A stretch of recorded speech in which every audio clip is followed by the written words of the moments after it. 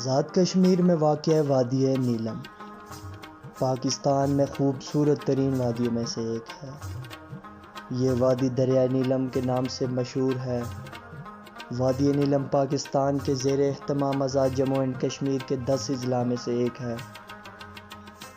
وادی نیلم ضلع کے علاقے کی طرف سے آزاد جموں اینڈ کشمیر کا سب سے بڑا ضلع ہے۔ یہ نیلم دریا کے ساتھ ساتھ تقریباً 200 کلومیٹر ایک وادی ہے۔ نیلم سے شاردا دریا کے ایک طرف مقبوضہ کشمیر اور دریا کے دوسری طرف آزاد کشمیر ہے۔ یہاں کے دریا کو شاید اسی لیے وادی نیلم کہا جاتا ہے کیونکہ اس کا پانی بھی نیلا ہے۔ اور یہ بھی بتایا گیا ہے اس علاقے کا نام مختلف قسم کے پتھروں کے نام پر رکھا گیا ہے جسے نیلم کا نام دیا گیا ہے۔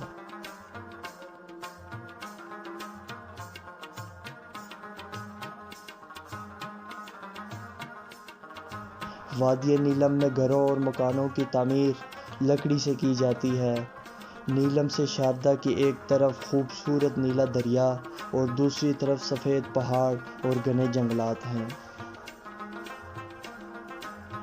وادی نیلم کی دوسری بڑی تحصیل شاردا ہے جو مظفرآباد سے تقریباً 140 کلومیٹر ہے اور سطح سمندر سے 650 میٹر بلند ہے۔ شاردا کے اس چھوٹے سے بازار میں ضروریات زندگی کے تمام بنیادی اشیاء میسر ہیں۔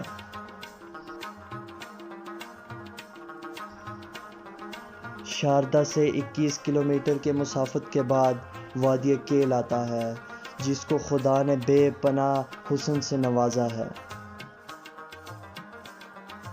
وادی کیل کے دریا کی دوسری طرف اڑن کیل آتا ہے۔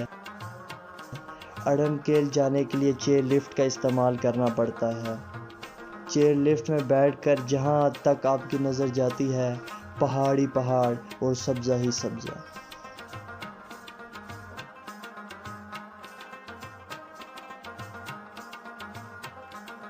چیئر لفٹ سے اتر کے ایک نہایت ہی کٹھن راستے کا سامنا کرنا پڑتا ہے، لیکن اس کے باوجود لاکھوں لوگ اس جنت ارضی کو دیکھنے کے لیے آتے ہیں۔ اڑن کیل پہنچتے ہی ساری تھکاوٹ دور ہو جاتی ہے۔ اڑن کیل پہاڑوں کے درمیان میں گھرا ہوا ہے اور ہر طرف سبزہ ہی سبزہ جو اس گاؤں کے حسن کو دوبالا کر دیتا ہے۔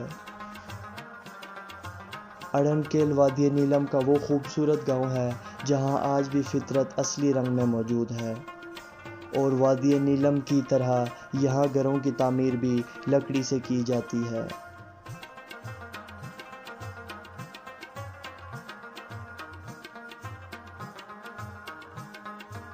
اڑن کیل کے بعد آتا ہے تاؤ بٹ۔ کیل سے بھی اوپر اور آخری گاؤں تاؤ بٹ ہے جو مظفرآباد سے 200 کلومیٹر پہ واقع اور کیل سے 39 کلومیٹر پہ واقع ہے۔ یہاں جانے کے لیے لوگ جیپ کا استعمال کرتے ہیں۔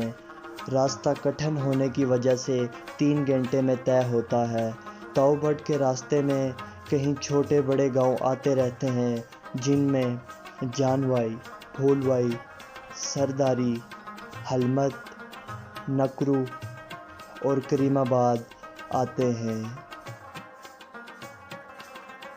سرد موسم کے آنے سے قبل لوگ دریا کے پار سے لکڑی جمع کرتے ہوئے نظر آتے ہیں کیونکہ سردیوں میں یہاں وادی سفید چادر اوڑھ لیتی ہے۔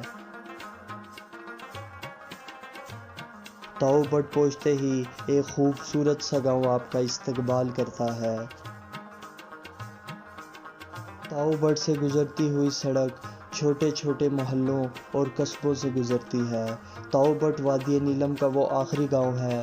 اس کی ایک طرف مقبوضہ کشمیر اور دوسری طرف گلگت بلچستان شروع ہو جاتا ہے۔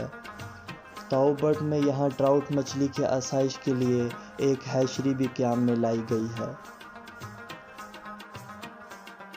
تاؤ بٹ کا علاقہ اپنی خوبصورتی میں لاجواب ہے۔ اس کی خوبصورتی برسوں کی تھکاوٹ کو دور کر دیتی ہے۔